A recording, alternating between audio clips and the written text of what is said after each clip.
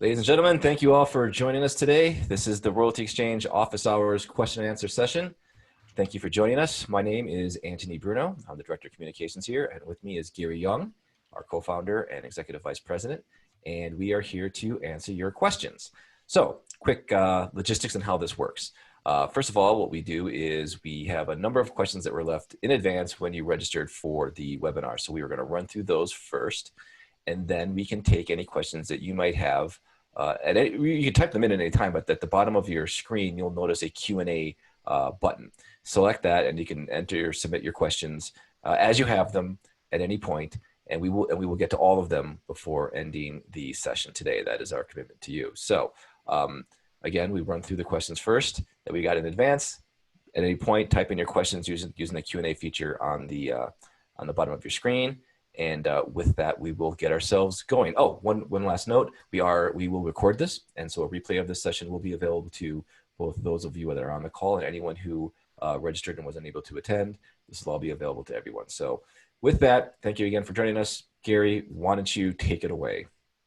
Yeah. So the first question we got is, how does it work? It's a pretty common question. And what does Royalty Exchange do?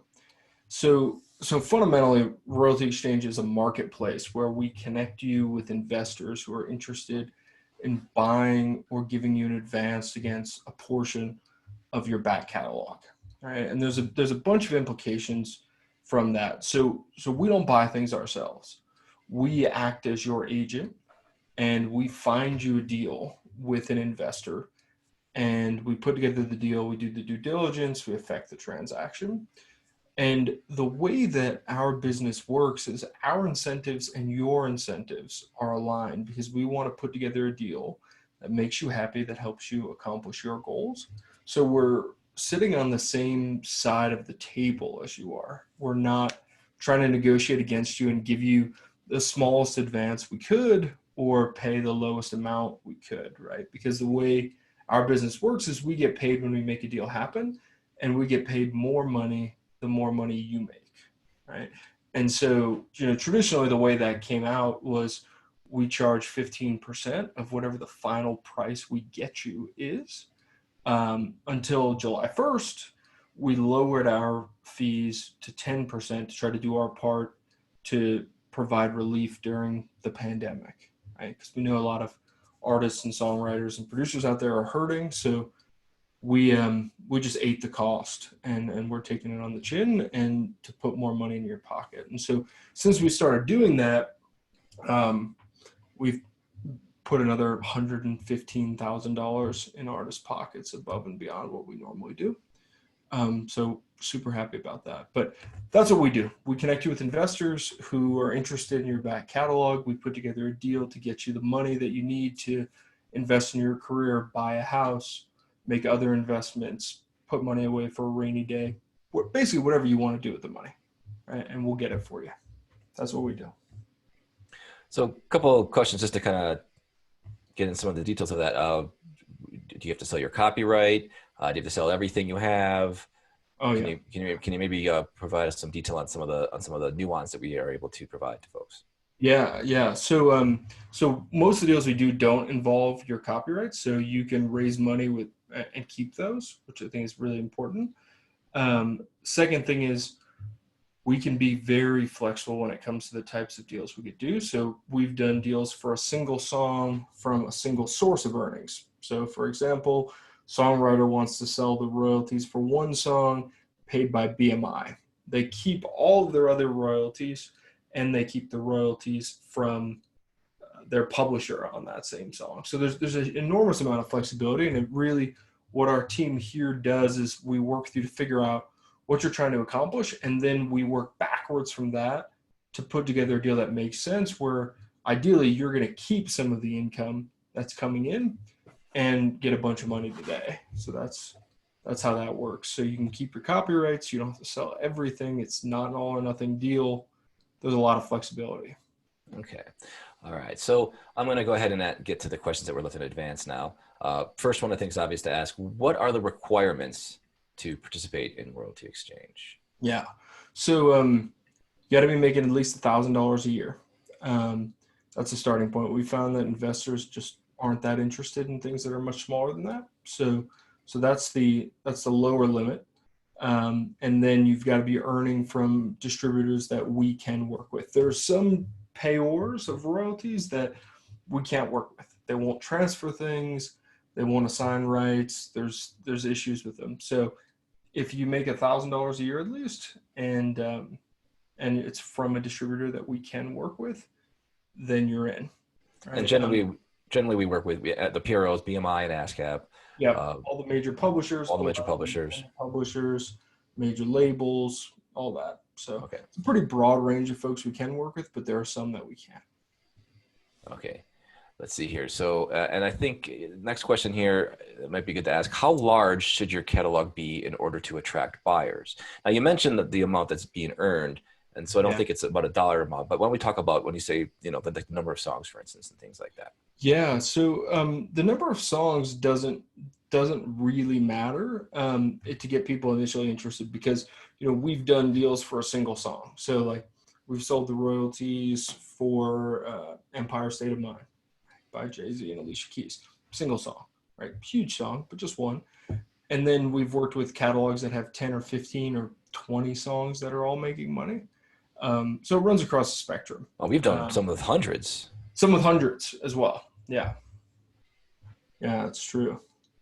So, I mean, speaking from the investor standpoint, it's a lot. Sometimes investors do look for catalogs that have some diversity, whereas the sources of earnings are rather diversified, so they're not putting all their bet on one song. But sometimes it kind of depends on the song, like Empire State. Yeah, I mean, it's nice if there's at least a few songs that are making money in the catalog, but it's not required. And right. Investors pay a lot of money for a single song deal as well. So, all right. Another one. This is a good one. Can we give an asking price for our catalog? Yeah. So basically the way our business works is we have a starting price for the auction, and that is the minimum. So the starting price is the reserve price. So that's the floor. And our team and you go back and forth on what that floor should be. And ultimately it's your decision what you want to set the floor at. Now, if we think that no one's going to place a bid at that floor price, then we're just going to respectfully pass, because it's a waste of our time and yours. But yeah, it's a back and forth conversation for what that reserve price is. And can you talk a little bit more about that, maybe in terms of just sort of the strategies around that? How there's a lot of things with auctions. How if you start somewhat lower, it's not that we think that's what it's going to go for. It's a way to start to generate the competition that we feel is required to get where you want to go. Yeah, definitely. So we've done about 915 deals in the last 4 years, and we've seen that one of the single biggest levers for getting you the best deal possible is where we start the auction, right? The lower we start the auction, the higher it ends up going, right? And that's because that lower starting price brings in more bidders who start bidding, creates this competitive market dynamic where the price is driven up and up and up. And we've seen, like, for example, we had a songwriter who had a Kanye song. We did a deal for that one song, and he was willing to start the auction at $0, so no reserve price, right? And he ended up getting like 12 times what it made in the last year from that deal, which is crazy. It was awesome. I mean, it's a great song. It was a big song, but like still, it's a lot for a single song from just his BMI. And then the publisher came and wanted to sell their interest. And I distinctly remember this conversation because I'm sitting in our office in Denver going, guys, like, if you want the same results as your client, we got to follow the same strategy. And they wouldn't do it. And they were just like, no, we have to start it much higher, yada, yada, yada. And so we did, and they got like 7 times for it. And I remember that phone call afterwards. They're like, yeah, we probably should have started it lower. And I was like, yeah. And the thing is, like, for us, like, we make money based on how much you get. So like, we want to get you as much money as we possibly can. And so like we want to set up the conditions so that we have a true bidding war, that competition drives the price up, and that the market does its job. And like, way too often, I'm talking to someone who literally has never sold a single song in their entire life, telling me what we should set the reserve price at in our business. And it's absurd. Like, I can't write a hit song, but I've sold $75 million worth of music, right? And so like that piece is super important. Sorry, I'm rambling, Anthony. No problem. No, I like it when you get on your horse. All right, let me ask another question here. What is and this I'm going to push you on this one. What is the best way to market a catalog or song that you're trying to sell? Yeah. So the best way is first start with a low reserve price. Okay, that's the first thing. Second thing is you put together all of the historical data, the earnings of the song over time. You figure out where it fits in the cultural pantheon. So what does it mean for the genre? What does it mean for the artist? Where is this music being played? Has it been in any TV shows, movies, commercials, right? Then you look at the sources of earnings. So not just how much money it's made over time, but where is that money coming from? Is it a ton of money from radio and it's a pretty new song? It's not going to be worth that much because that radio money is going away. So like if you're out there and you have your first big hit and you made $100,000 this year because it got into top 40 radio, that's amazing. You're not going to make $100,000 next year. It's probably going to go down to 30 or 40 grand, and then it's going to go down to 10 or 20, right? Now, if most of the money is coming from streaming and the song is old, then you have something that is very valuable, and the investors in our marketplace will pay a lot of money for it. If you have a song that only makes money because once every year and a half or 2 years, someone at an advertising agency decides to use it in a sync, you don't have anything that's worth a ton, because as soon as that person at the ad agency changes jobs or the brand changes creative direction, goodbye. All those sync fees are going away, right? Another thing is if you have a theme song in let's say it's a news program, it's not really worth much, honestly, because they change those all the time. And you're sitting on something that has been gushing cash maybe for years, but with one stroke of the pen, all that money goes away, right? And so that, like, if you think about it like that, so if it's old and making money from streaming, super valuable.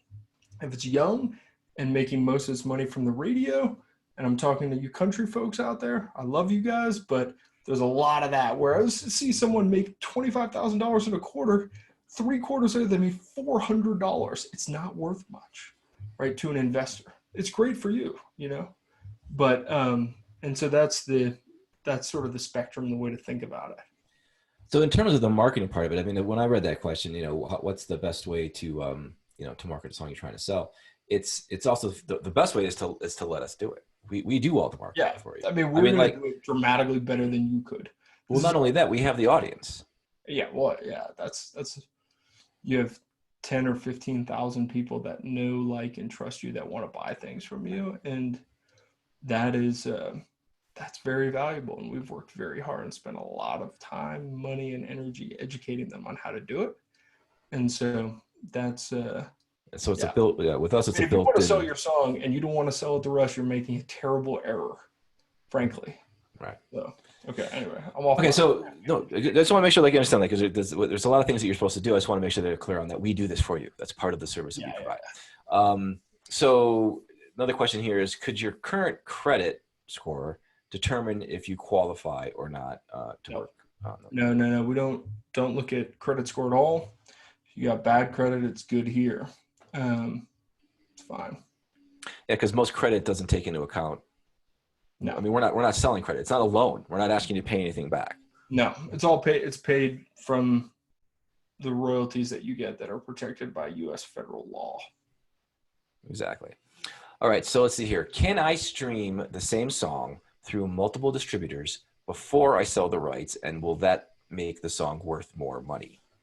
No, don't do that. That's fraud mostly. So basically the way that all of these streaming services work is you have a pool of money that comes in. Most of it's from people paying for subscriptions, right? Some of it is from advertisers. and it's a fixed amount of money.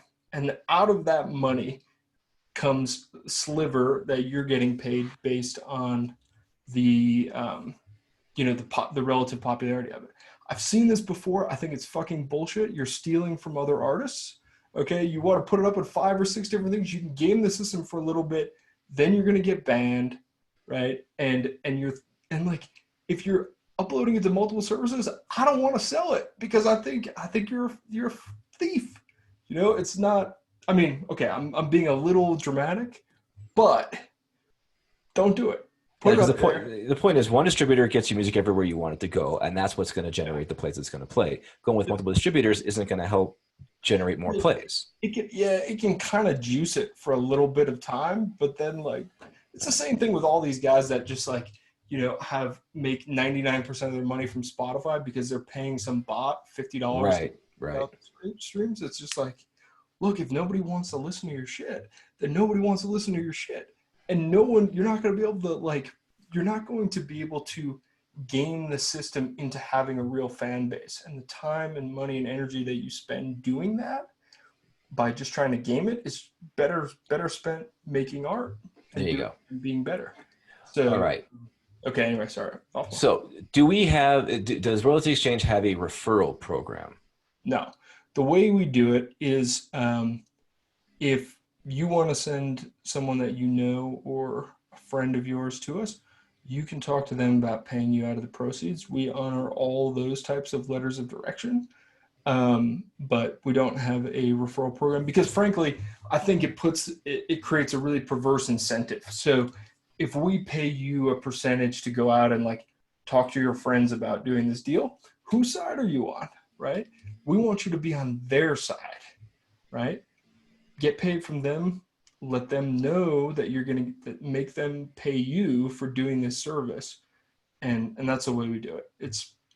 We've experimented with referral programs and they've all turned out badly. Yeah. So, and we've seen other companies that have referral programs that only serve to get people into deals they don't want because the person wants their referral, not because they actually want to help. So there's that. Yeah, of course. It's like we're playing the long game. We will be around for a long time, and you don't paying somebody 1 or 2% on some deal that they just bullshit their friend into doing is not the way we play. Exactly. So here's a timely question. How has the pandemic, COVID-19, affected the price and the desire of potential sellers to sell their music and publishing catalogs? Yeah. Okay. So there's 2 parts of this question. So we've certainly seen an uptick in desire from folks that are looking to sell because they've had their entire summer concerts all canceled. And there's a lot of artists out there that are learning what force majeure means, which basically means the other person on the other side of the contract doesn't have to pay you your guarantee. They don't have to do anything, right? And so we've seen an uptick in that. And that's why we lowered our price, for the foreseeable future, because we like having conversations with people that have budgeted their entire year around these shows that are all canceled, right? So that's that side. So we have seen more people interested in raising money because, frankly, a huge source of income is just dried up overnight. On the other side of it, the interesting thing is investors, like April and May were our 2 biggest months for new investor signups. The prices that investors are willing to pay for catalogs has gone up. And that seems counterintuitive, right? Because like everything's going crazy in the world right now. But the thing is, people listen to music, good times, bad times, pandemics, healthy societies, all of it, right? And a lot of them got burned pretty bad in the stock market. I mean, I read something today, 41% of commercial retail leases were not paid last month, which means almost half of every store in every city in America, they're not paying their rent anymore, right? And so there's a lot, so real estate is looking really ugly right now. The stock market is, who knows what's going on with that, but people are still listening to music. So we've had more and more investors come to our site to try to buy things. And so because there's more competition, the prices are going up. So next question here is, I'm going to have to interpret this a little bit, but I think it says, how soon after winning the auctions do payments begin? Yeah. So Let's answer that in all senses. How soon does the seller get their proceeds, yeah. and how quickly does the royalties then shift? Yeah, so I'll talk through the whole process. So basically the auction ends, the winning bidder has 2 business days to wire us the full amount of money. Then we take that money, we hold it in escrow, and then we go to whoever's paying your royalties and we submit a letter of direction saying, okay, you need to pay this new person now instead of you. Once we get confirmation on that letter of direction was been acknowledged, then we pay the proceeds out to you. The kind of the variable there is whoever's paying your royalties. So if it's ASCAP or BMI, auction ends usually takes us a week or less to pay you. Some publishers take longer. Sometimes it can be 2 weeks or 3 weeks, but it's relatively quickly, and we're holding that money, so you're going to get it. Okay. Do we deal with library music? No, it has almost no. Well, it has very little long-term investment value for someone who is a passive investor, right? Making library music can be really lucrative for the composer that makes it and for the library company. But we have seen that those royalties tend to decline quite steeply afterwards. So we do not work with library music. All right. And sort of a related question here is about production music, catalogs that are constantly evolving because there's new catalog music being added to it. Is it possible to include the future works under composition into the catalog? So this is a catalog that has music that's already out there and being used and being played. But if you buy this catalog, you also own the rights to any future music added to that catalog. Yeah, we thought about that idea, but it seems like it would create a perverse incentive because assuming that we sold 100% of it, maybe we would consider doing it that like doing something where it's like, okay, 100% of the stuff that's in there and 20% of the future works. But I don't like any royalty stream that requires you to keep working for it to be a good investment. The thing about it is like you buy an interest in Empire State of Mind, people are going to listen to that. And Alicia Keys, Jay-Z, the other songwriters, they don't have to do anything for that to work, right? So like if I'm as an investor, I'm not paying that much money for library music and a promise that you're going to keep adding music to the catalog in the future. So makes sense. Think about it, but not very hard. Flip side to that question here, and this is a great question. How much value does a classic or a standard bring to the investment? Is there any additional revenue gain because of that status? I think the answer is generally probably yeah, but not in the same way that maybe the questioner's thinking. I don't. I mean, talk about just like the dollar age, like those classic songs that really. So I mean, I think it's a simple rule of thumb. The older something is, the more valuable it is because this has a longer track record of earning. And generally things that have been around for a long time and making money for a long time are classics. Investors pay more for those, right? So there is more value than that. To that. Okay. Do you use sync income as part of your valuation numbers? Yeah, we do. We just don't value it as highly as mechanical royalties or public performance royalties. All right. And maybe quickly explain why. Yeah, because sync revenue can end. It's a one-time payment generally. It can end tomorrow, and people may never use that song again. So like it's worth something. It's not totally valueless, but it's not worth that much, frankly. Okay. Let's see here. Are the songs of a catalog just as important as the amount of songs in the catalog? The songs the songs that make up the catalog are more important than the number of them. Yeah, I think it's the only thing that matters, right? Yeah, I mean, you're one song that people love and listen to over and over and over again for a long time. It's way more valuable than 300 songs that don't get that much play. Would you maybe want to quickly address sort of how we help sort of parse out the ones that are really the most bang for your buck, so you can only sell the ones that you think are going to really attract investors and actually keep the others? Yeah. Yeah. So basically one of the things we do is we do an 80/20 catalog analysis. And so because having looked at 5,000 catalogs over the last 4 years, what we've seen is most catalogs are dominated by a handful of songs, right? And so what we normally do is we pull out all the songs that aren't making money or not making much money, and those could be songs that have been released or haven't been released. We pull those out and we just focus on the songs that are earning, right? And it's a big difference for us because we fundamentally believe that if a song hasn't been released yet, right, investors aren't really going to pay much for that.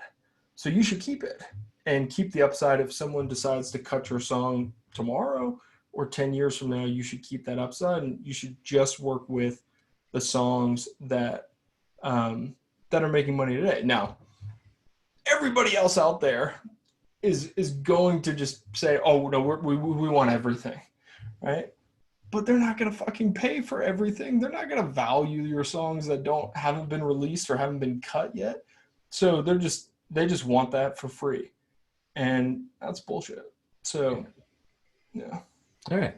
And let's see here. I guess the last question in advance that we'll get to here is, how do you reach and identify your target audience? And I guess there's two ways of answering that question. One is, how do we reach and our target audience of those people that are looking to potentially sell royalties, as well as those who are interested in buying? So maybe you can talk a little bit about both of that. Both come mostly from word of mouth. We've been doing this long enough where we work with someone and they're in the studio and they had a great result and they're talking about money and they mention it to someone they're working with, and that person reaches out to us. Mm-hmm. So that's mostly how our business grows. On the investor side, the Wall Street Journal writes about us, the Financial Times writes about us. There's lots of smaller investor publications that you probably never heard of that write about the possibility of making money by buying royalties, and royalties as an investment class. And we come up in all those conversations. So it's almost all organic on both sides. So those are the questions in advance. We have one that came in from attendees here that I want to ask real quick. Do you recognize sound exchange royalties as a viable source for valuation? God, I wish we could. But so Sound Exchange has a really strict policy on not assigning and not allowing the irrevocable assignment of artist royalties. I would love to work with them. I've talked to their senior leadership. They're not willing to budge on it at the moment. And so we don't work with Sound Exchange, which is unfortunate because it's a fantastic source of income. All right. Are there any other questions that anyone on the call would like to submit in before we close up the session today? It doesn't seem to be. Well, with that, Gary, thank you for taking the time to answer the questions. Those of you on the call, thank you for joining in and asking your questions. They were very insightful. I hope we answered all of them. We will be sharing a replay of this with everyone, so we hope these questions and answers help a broader audience as well. And until the next session, I will say thank you. Thanks, guys. Bye.